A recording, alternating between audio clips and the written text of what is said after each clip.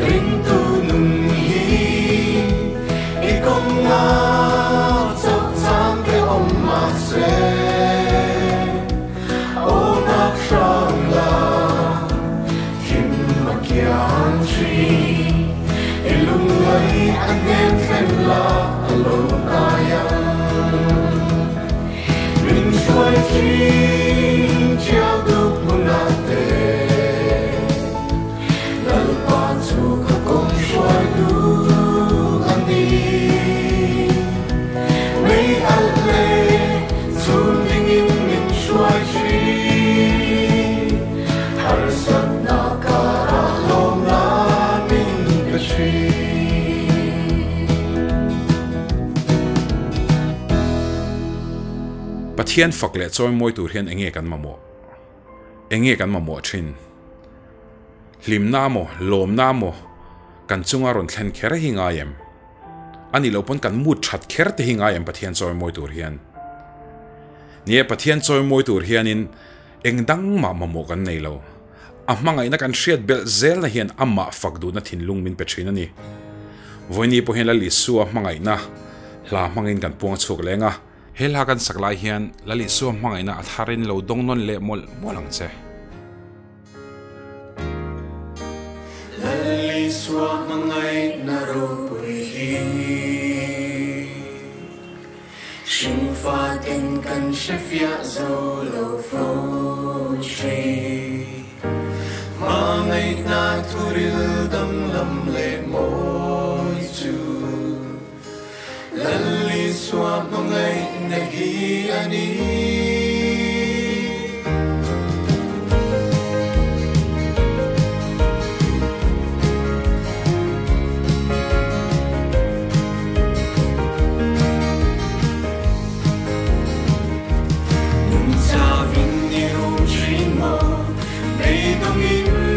Chino, lali su hmangai na chuan a ta che som tu te an dar ngai lo dai luan bo a om ne mo dal li swa pangai na hi amang kami dal li swa hi o moi nere tin khum min kwar ve ma sala kalal ka chan dam tu chu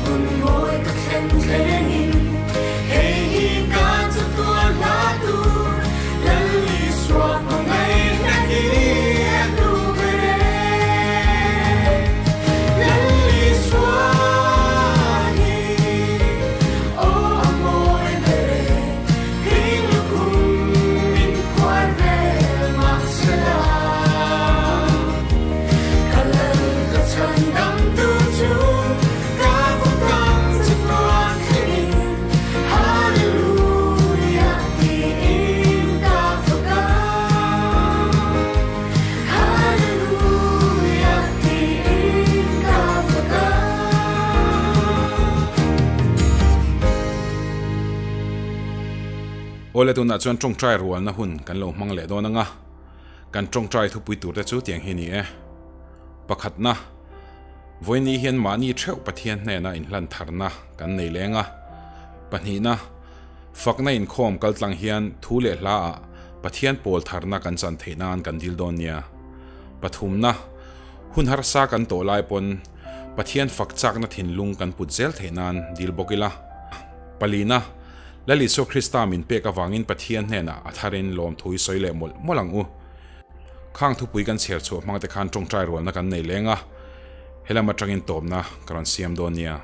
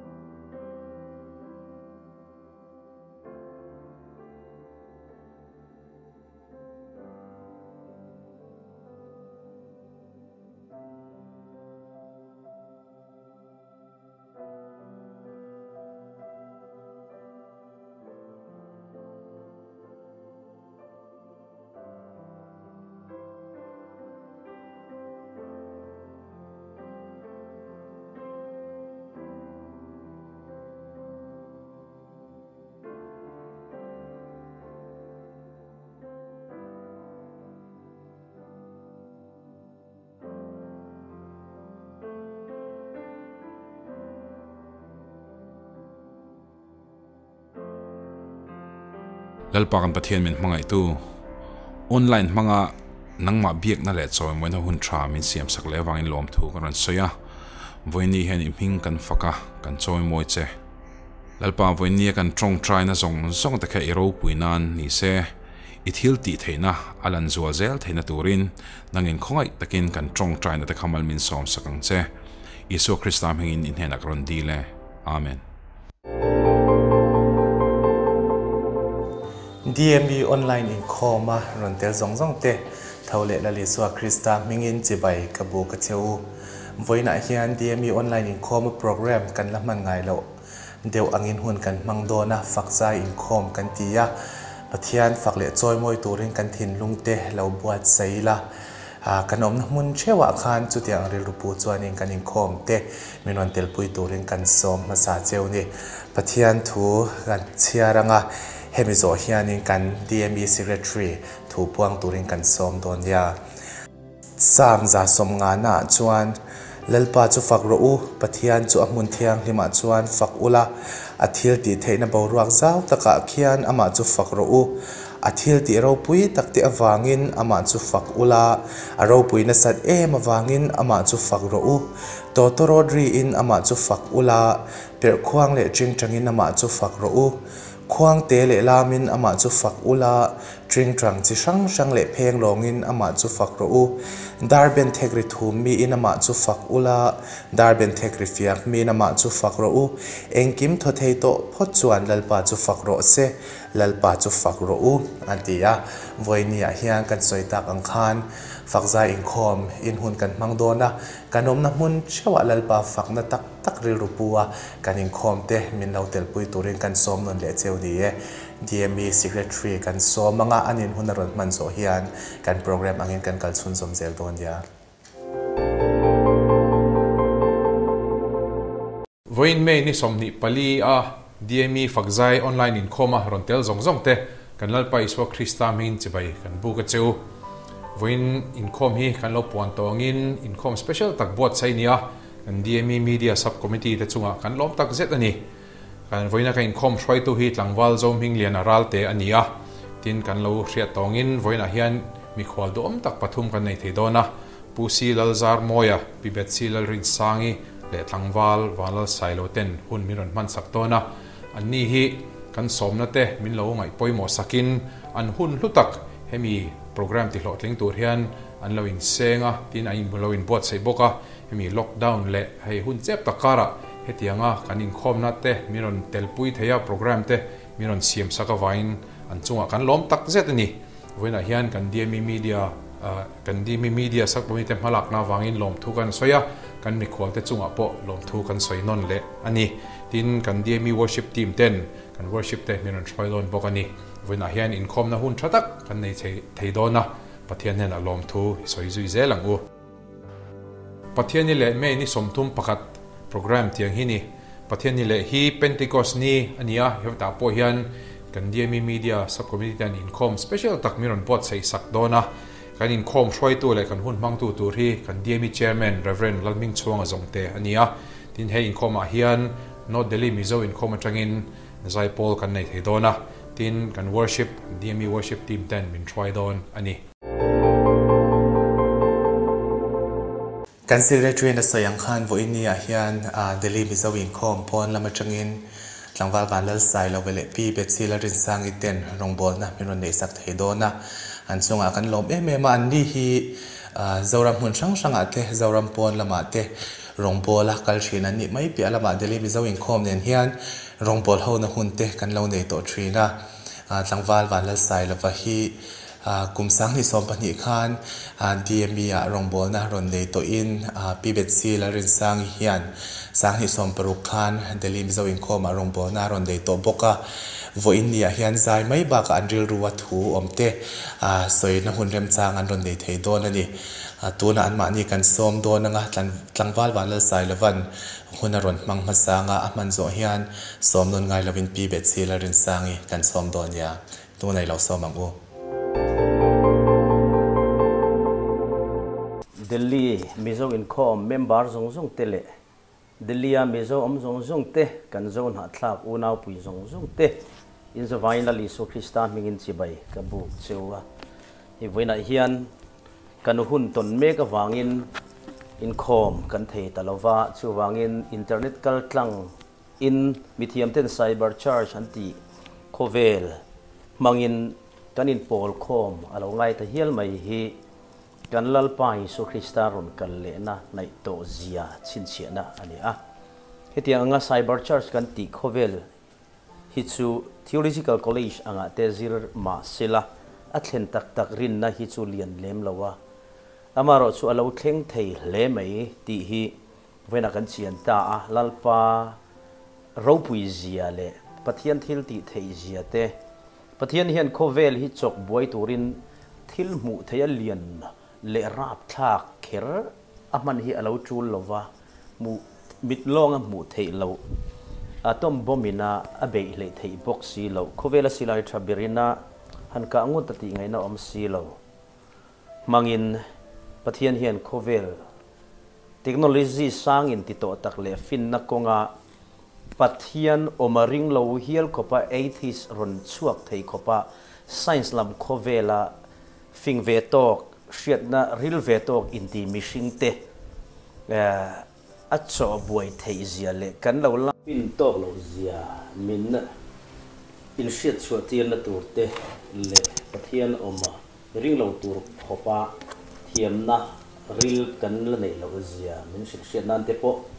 pathian in he shi te hi khovel siam thar le nan po aron thlen tir ani theya hin chumi pia lama chuan lal isu Krista local le na mai to zia yisuan ni hunga te chuan tia shi te alengang ati te tram te tlang ti te in do thu thang te in shi ang ti te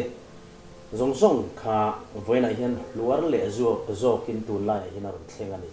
ti hi shetlang bukila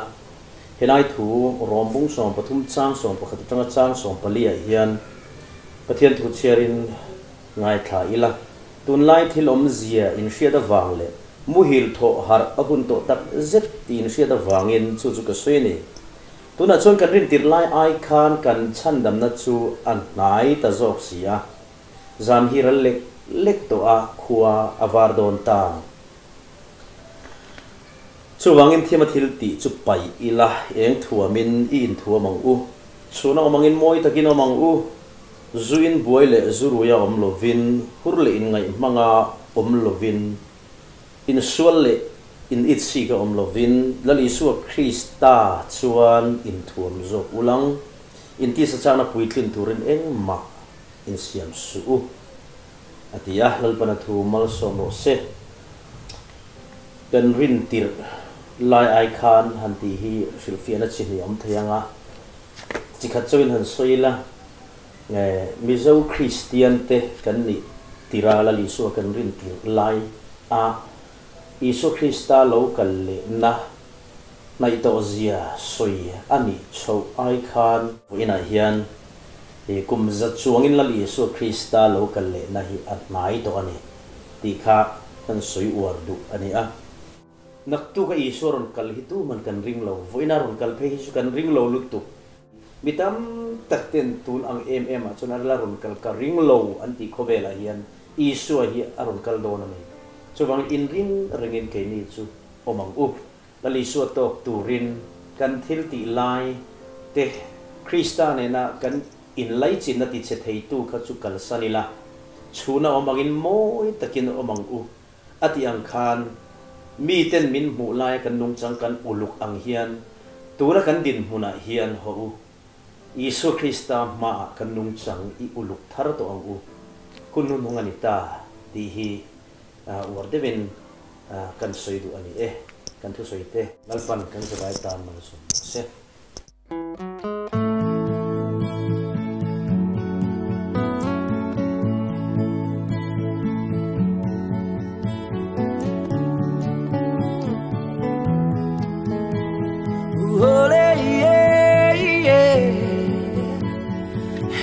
hian in ne mang ole ye hey hian cho ang che Cần thức xa môi thế cần mê lần đàn rong rong vô cả xin lệ phen rong thế ya ruan rong akum thế mà sẽ hay xia la chung ri lam en trên tu kha inun na angai lut lai ber thin lung a khir giọt chi ne oh oh oh yeah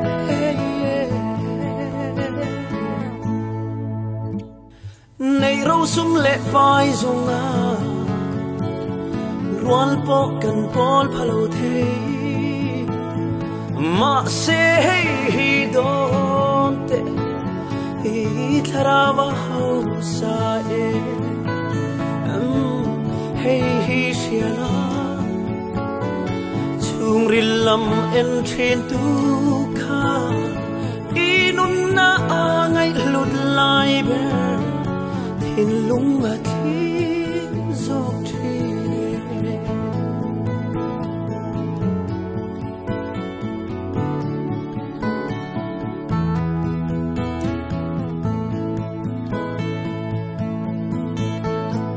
Tâm ta cần chính thêm thế cần sinh lệ thuyền lung ôi na kim mu dấu rê ngăn xí long du sam aya tâm bộ này mà xí la anh tha rê ngâm muang thế lo Krista anh này silu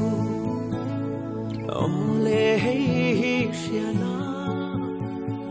churilam en chen tu kha inun na angai lut lai ber thin lung a thi zo chi ne khamon na Krista chu avin lo zong zela inun na angai nat lai ber ithin lung khalan ang che ithin lung khalan ro le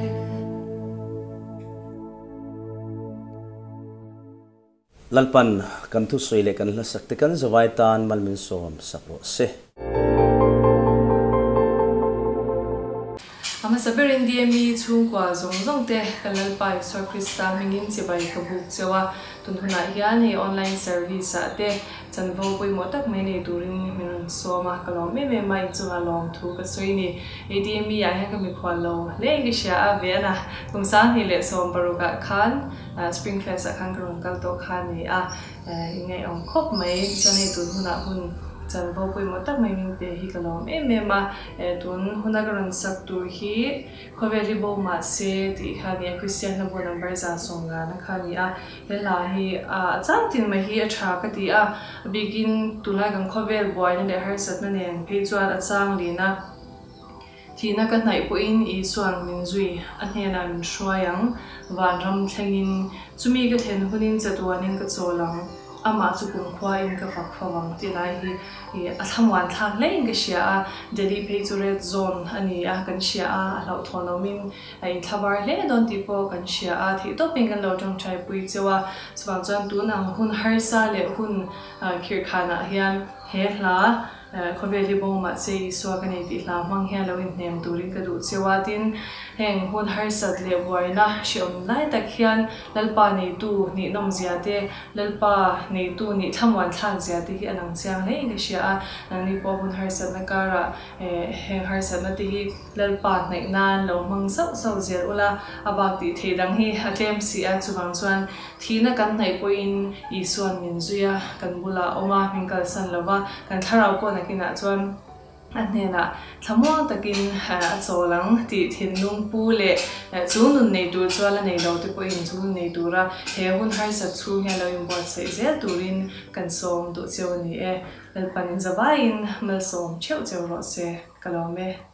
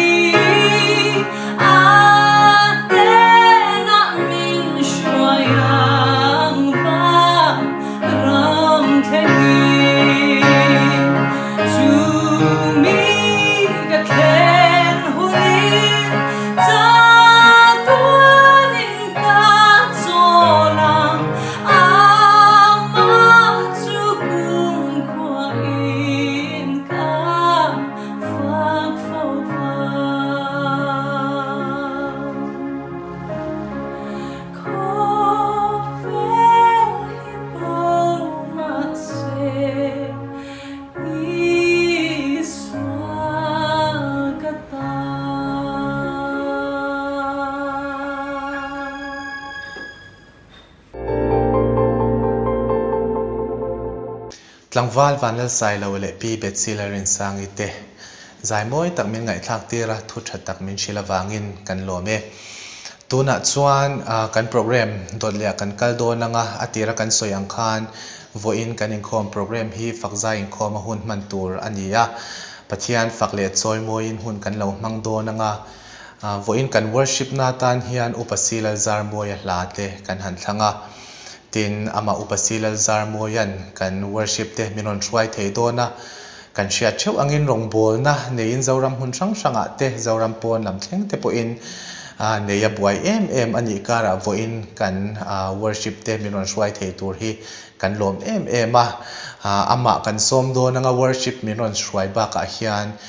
thu soi na hun aron hmang do na ni tuna upasi Lalzarmawia hilo somang u Amasain Delhi Mizo Inkhawm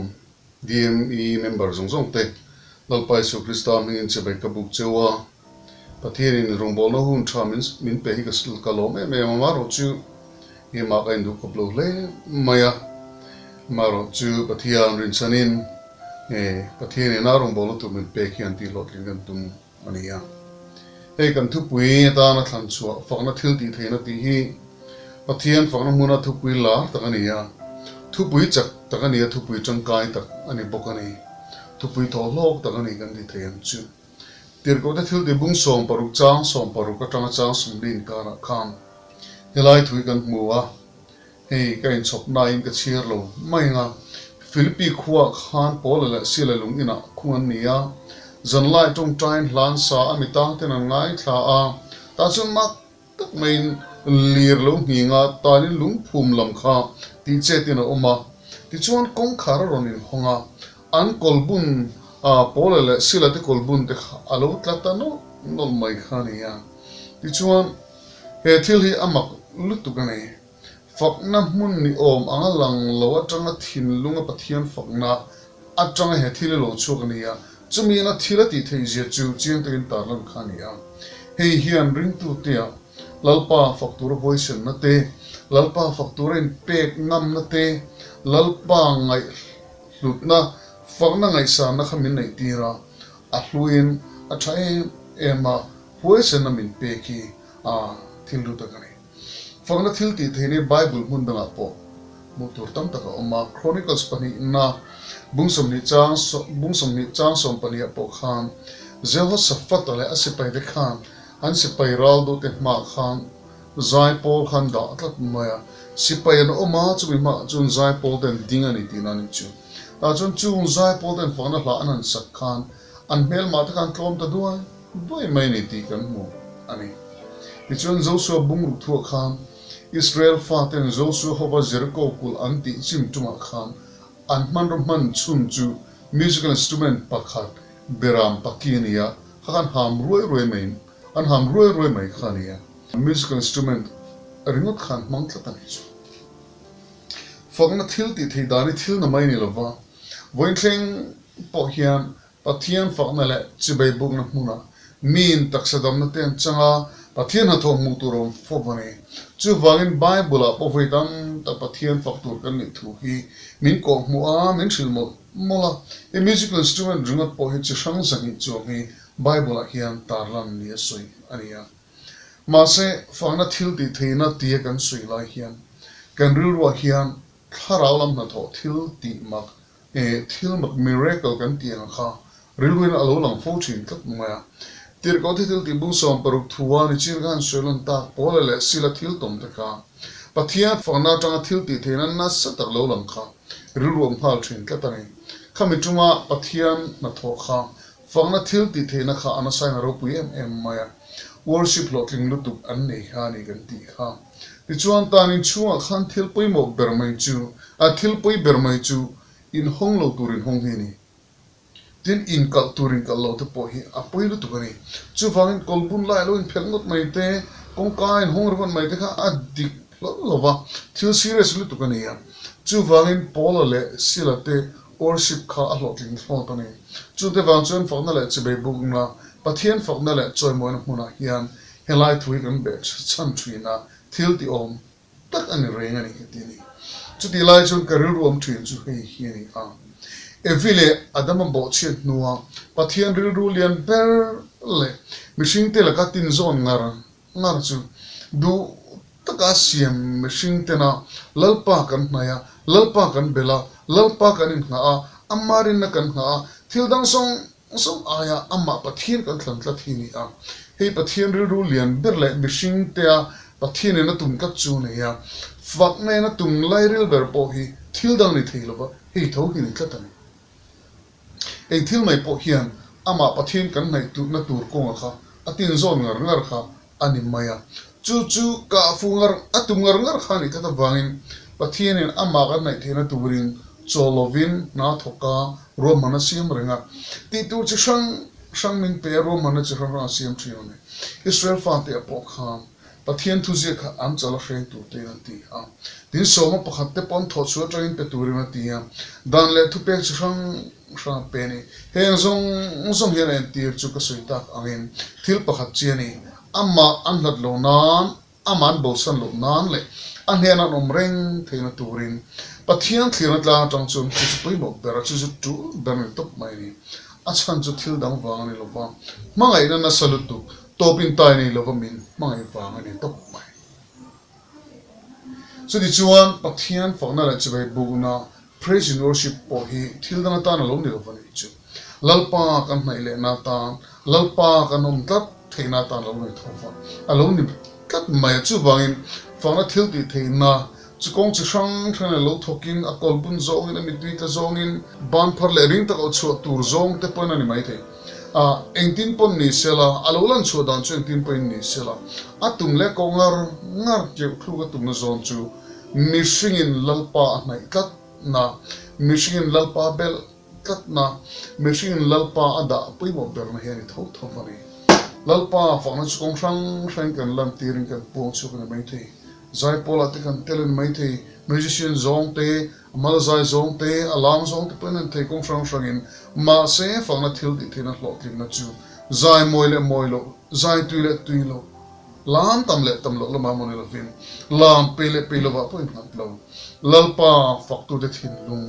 chung ril lalpa ne lama po nai ani le di lo khan ani mai ni chu vai fana tak lan tu fanga thil ti thena chang tu chuan lalpa anai china fanga thil ti thena chang tu chuan chu lalpa nen ani mai chin ani chu chiang takal na chu pola le sila te tan veng tu khani pute u chandam kom thena turin enge ka ti tu aron te ni anchu koen lalpan lo ring ta anlim ta emani ti kan ria am lalpa ngai lo machine tha lalpa nga lo chung ko khalalpa alom ta lalpan lo ring ta chu fongne na tum alai mo dik tak chun tlatani pola le sila fana kha lir hi na top mai lo fa tani kong kharin hu top mai lo fa kolbun light la thil maga khana top mai lo apoi mo berzo le tum dik tak chu ring lo tu ina lo ring ta rin na wang tim na sata lo tin ta kha fongne na tum chu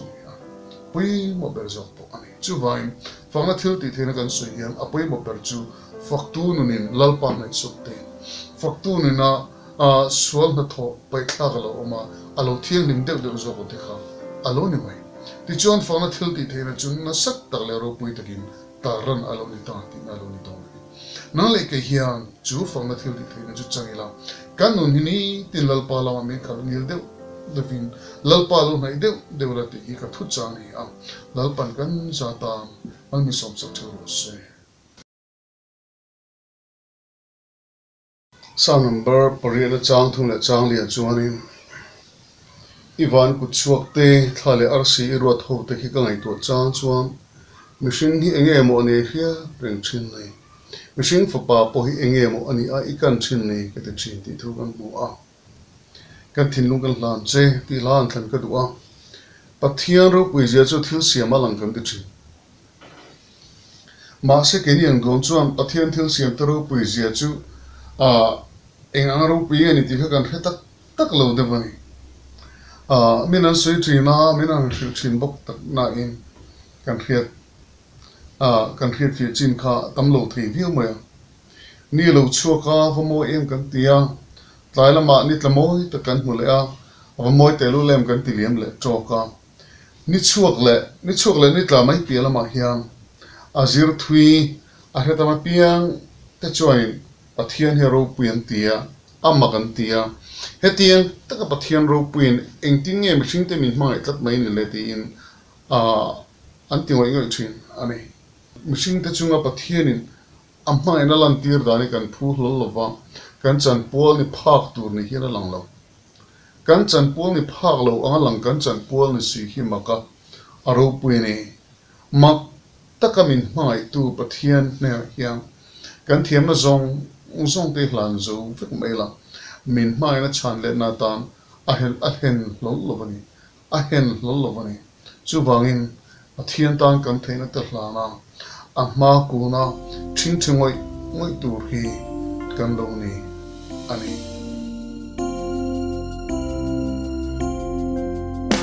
he khumel zong le aro pui na te fana si zong te ne mi ta mu the le mu phak lo te ne a kut swa kan lo ni Bethsy lui tu tak suma te le koi dil bera aro pui na in ku si en vang yan nge mo mi hmangaya kan tan nun aron kan le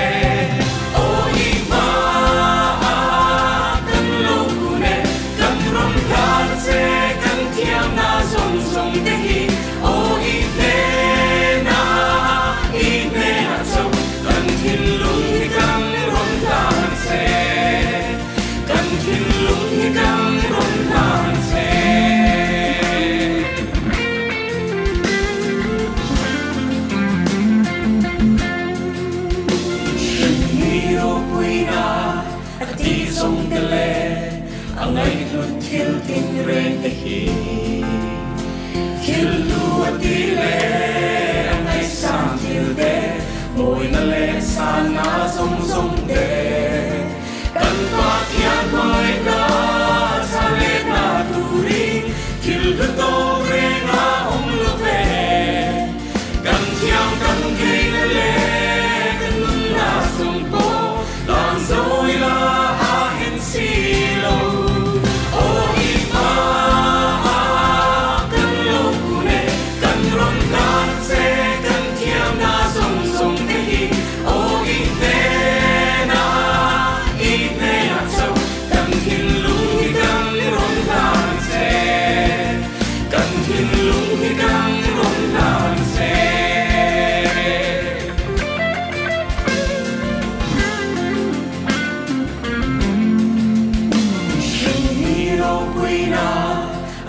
song tele angai lut thil ting reng theih thil du ati le angai sam thil de moi na le san na song song te kan Pathian mai na sa le na turi thil du to reng a lu ve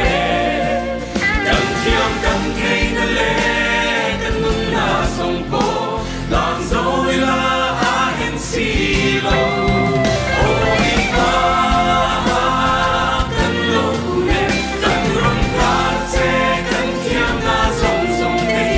o i te na so kan thin lung hi kan ron ka se kan thin lung hi kan ron ka se o i pa kan ron hlan se kan thiam na song song te hi o i ve na so kan thin lung hi kan ron hlan se kan thin lung hi kan ron hlan se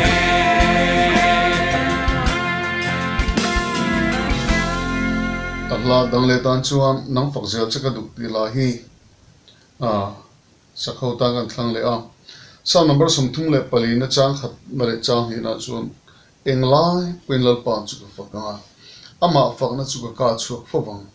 kanun na hian lal pa chu chuanga thun hoi ro ta chuan chu an hria anga an lo mang ti kan mo ani Davidan he hla phua englai pen lal pa chu ka fakanga ama fak na chu ka chang na chu fawang ti lai hian a mel ma ten an uma ram hnuaia adulam puka birua engtika ngen ron mu chuan nun thang ti ashelo engtika nge kan ei turi kan ngei dom ti ashelo fa amala mun kha thim tak zetane a beisei chu a lo thon chu a suang tu na om tur an kan ei to chu mel ma ten an ron mu chu hun kha ne a ma se chu tiang lau thong le man chua le e bar tlak cham hlawa Julai muna lai chuan la pakata phua tuna ka han soita englai poin lal pa chu ka fanga ka fakanga ama fang chu ka chu fawang ti hi ni a om na hun le din hun ngai tu in englai poin lal pa chu ka fakang han ti tur li hian alang lova ma se ati si ani in ka thin hun ne trina sangi le pret kum kha bisim choir conductor ni tur rawat kania tira chung ka phana savia wa ka pom mai theilo wangin ha ta pom in ha dewa un kha kal de kani ti chuan ma se pom kha atula min nor ve boka ki poi ni thiam lo chin te kalo nei pathian ti chuan kan ni chawta hla ta pokon zir ta tak ma in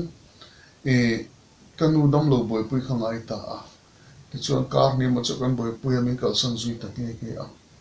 lu ka sun wang ni don ni ka taksa le ka taksana la ka in social na thin slip disc ka ni wanga ka kong chin thlang lam na te tin ka nar le ka min vele na allergy ka nei te khana sale zuala tin chu mai lovin malaria vai dam toina te tum ni set ko ni ya tin khanin zaipol en kol le thero le zaipol apor ru pe le thero kan ka oma ma kan son lova zaipol te pon kim thelo wa larem na pon kim thelo wa lare la zirna pon kim thei lo mangan thla do hlani BCM Baptist Church of Mizoram huap ve me o zai pol chu tiang kan noi ni me chu e conductor tan shom ma headquarter lo ma changa kan thua tu ten eng tinge ni o anti ti kan thre no phe chu kararu hi na sak takin boy ne katak salama har sabna chuan na sak takin bo boya ka chan vo tlan che san mai kha tha ka tia ma se ban ka lam si lo ka bang mai thei si lo van kararu ha mai chuan khami kum khalo ral le mai don ta a kum thar lo ni chuan kham chim kum thar chu tron le anga ale bek mar cha kan chang ka to mai don kum chan be kan hmang zo mai don ase zai pol chu kan zai khang ai khak ta pon lo fa ti mai kan kim thei lo pa ti kan la thiam ro lo ti kha kan noi ni mai ne kararu ha mai chu ta chuan kum lo to zui mai do na ting en yang ti en ru in khapin ru a ban mai du na thin lung pu het zawka ka online ni kha chu studio ka oma chuta chum Pathian Ram in rum pe ta chu chu hen la he ni nang fang na hlang lu chu in chi bai buk lu chi la he thlarau de thei ta khen khui lam ngai khoi nang Pathian nung chi ni engking chunga ro rel tu in hen lo wa hian thla mong lo ti kha lal pan ni lo chu la chu ka ji chu ka mak ka ti ya ma sa ka pho tur dik ta ni ti kha ke ma khana chi na ai ma ka hoi lam tur dik tak he lai min ko mu ni ni hilal pa o ni ti ke mai na chi em a thun na ron chun jong pa la chi bai ka bu ba chi ma ka lo ku nei fak na ka la na chi ka thiam na theina sungin lungai ni lo thlen ma se him lo na kar po ni se nang fak je se ka du sam berani ka thin lu a hian Pathian du zong chau ti tur kan i ji chi em a hun le hun soirem lova ahun lovani ti soiram lova kalung ngai ni chi Pathian faknan kalom ni po Pathian faknan chuta chuan kem a hian Pathian fakna chu fe tak zet ani kan lom ni a Pathian fakhi kan ti tur ngoi ni soi thu cheng lo fani kan lung ngai ni lei hi mo Pathian fakna tur lo ni a har sanam huna hin fakna hi fe fo trina awlsam lo po le a hlut zia alang fe fo trina lo ni chu wangin tuna I hun ton le fakna chu thilin me angin lang lo ma sela thilin me lo angin lang ma sela lalpa faktorin hanin pete ithin lung chung ri lai thil vele ilung kham zong te kham da that ma sak pongai chung lo da that kal san ma sak pongai chung lo da that ngai na pom lo fa nei tero khang zong nei kham davidan puk chu tem Pathian fak ang khan puk ral tak e tureng mam lo mun tang Pathian fak ang khan kha har sanam hun tang khan kha lung ngai nam hun tang khan khang thil zong te ne kan Pathian fak turin in bete chu ka he thiam dam ani lalpa ka fak chatia kha fak na fak zel turin pek na Pathian he na ka kain hlan na ka ti lang po khan kadam chung lo ni chung kalau suna kiem chung lo ke energy na sa em re tho me ka chi truai o chang ve khop pen ka chi teng chung le ka mi thaklu tu ko wangin e zana po mu le thelo ka tho kal phung pa ngai po ti min ti boi kha ni tho me ngai reng tho me ka thana re chung lo ana em tho me ma se chun mi mu na tang lal pa fak na kha alo van lu wen hen ka long trina khamit monitang lal pa factor ken pe khan kana chudam lo ma se fakna omji ka zir chuka ka boin hun min chuasin tu hilo ta ni I fakna chulal pan mala som nge kha monitang han lal pan fakte kha monitang han lal pan fakte COVID-19 Sri Lanka ka kan oma ril ro tha pa ru a he monitang po lal pan fakte lal pan mala som nge karin tu Kan dừng na hè lên đi gió lung lay na cùng mây lâu đi liềm mi lâu thêm truy má xe chạm nơi in cam khá lệ chi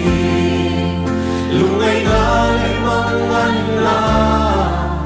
in in xuyên quay lại đi nhà tu sinh ngừng nghe một lung ngồi ta Sing me lung na thanh trinh đi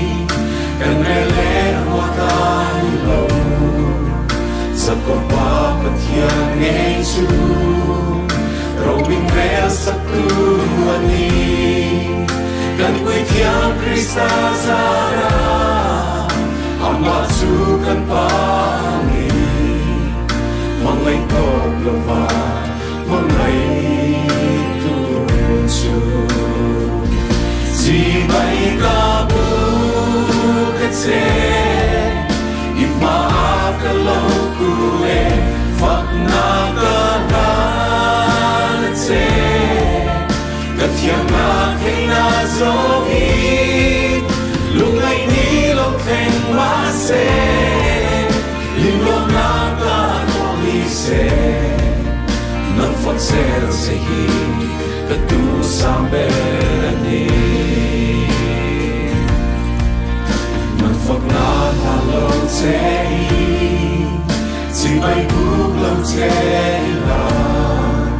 ye tha lao ren hei ka kya khoi lam ge a hoi le nam Pathian len su i en kim sung a ro reo tu ik ne lo a ya tha mo lo si bay ka bu ka se ima ka lo ku le fak na ka ban se ka thiam na thei na zo mi lungai ni lo theng ma se lim lo ma ka no ni se nan fak se hi ka tu sa berani o now do na ye shin mi kan lo pian chan hi asiam tu chi bai bu ka aro pui na ta la amma ka na in na na ane na in pun ve ki arong chau bo tu kan lo ni si mai ka bu ka che ikma ka lo ku ne fak na ka se ka thiam na thei na zo ni lungai ni lo theng ma se lim lo na ka no ni se nan fak se hi ka tu sa berani o now in don na ye shin mi kan lo pia chan hi asiam tu chi bai bu ka aro pui na ta la amma ka in la na ane na in pu pe ki arong so mo tu tan lo ni chi bai ka bu ka che ima ka lo fak na ka ban che ka thiam na thei na zo i lungai ni lo theng ma se lim lo na ka no ni se nan fak se hi ka tu sam berani la san number tu chu min Malaysia tinia hela pathi min pek da ni asimm maya chuban chuanin titina sui chi ni jok ba toit te devin a chen kong vak lo mai the sui tu da ni kumsari som pale pathi min pek khania katang irin omna oru puye engdam reng o sui thelo ikhoi elen an ka dong hero puye ka mai chini mai sia ka tia Pathian in ka chunga ti te chu aro pui ka ti in Pathian churin om ka ti tak useta lalpan min thoi na zong te ka chut le ta ro pui len ka ya chung zong chu tun tu mai sui rem lo ngai ta ka chunga khoi na le a than na lo lang zong te chu ka ta ne lulu tu bin ka ni chu vai lalpan ne na ka thei na ka thiam na te chu trong train ka hlan non le la ka chang te ra ka mai che mi mai si tin Pathian ne trong train la ni e lalpa ka mai che ti he thil har sa tak im ka lo ti ya za thi lo kham de le chapo khap thil de ni te khan ka ngai de rofa ka in thla hung te po ni pe te wani Pathian la ka khan ma se ka ngai to chianga lalpa lo hi nge mo ka lo boi pui le ama lo hi tu nge mo ka lo kher chung le thil dang boi pui nge ni pol dang a po ka ru ga da thei lo wa ka ru ga pe tu thuk thei lo wa ni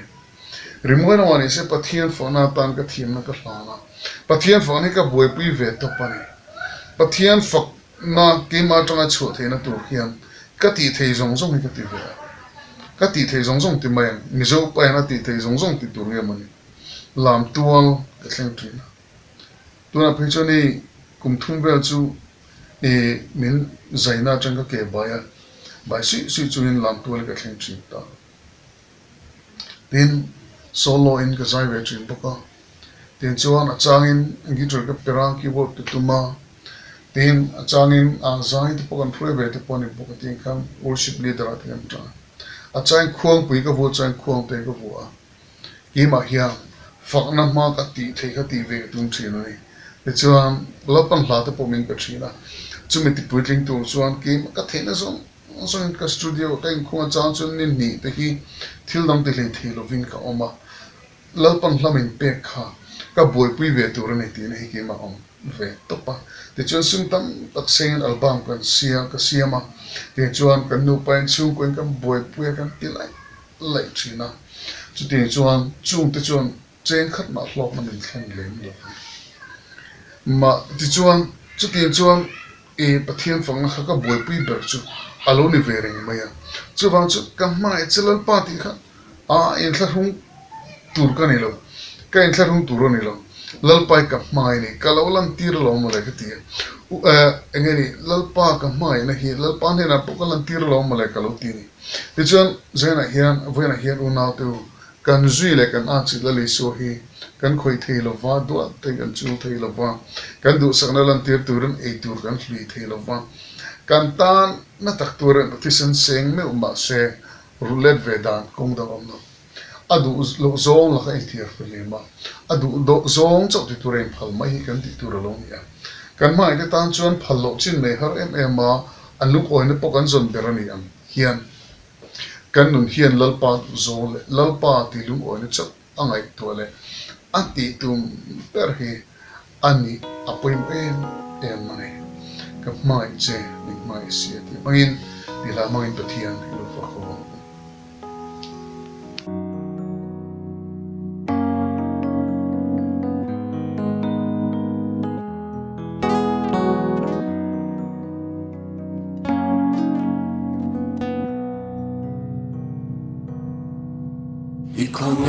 Cross comes of in Irong bolang tuang kasui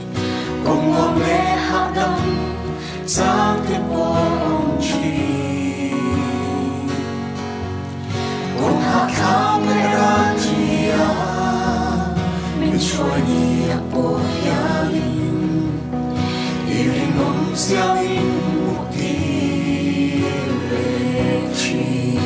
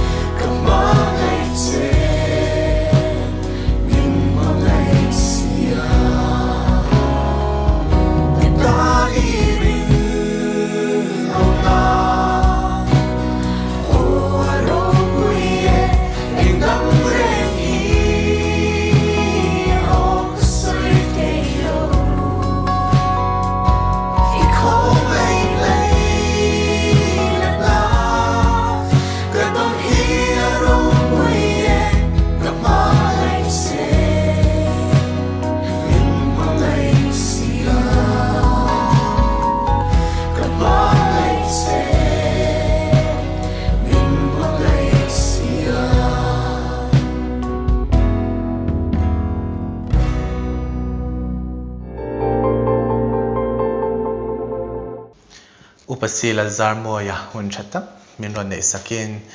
thu chatak kan ngai thla lok thlak le ichunga kan lom em ani DMI Online Inkhawm hi kar le tunang huna Pathian ni tlai tar thuma nei le turani voina DMI Inkhawm min ron telpui tu zong te min ron telpui le theuh turin kan som ngal bok chewani tuna chuan kan Inkhawm kan lo thin don to anga lali suan trong trai dan min zirti rangin kan trong trai rualanga kan Inkhawm kan thin don nia ilo trong trai rualang u kan pa vanami iming za omro se iram lo thleng ro se idu zong vanan ti angin leamin ti ro se ni tin kan ekopin chomin peang che kan chunga thil di swal tu te kan ngai dam angin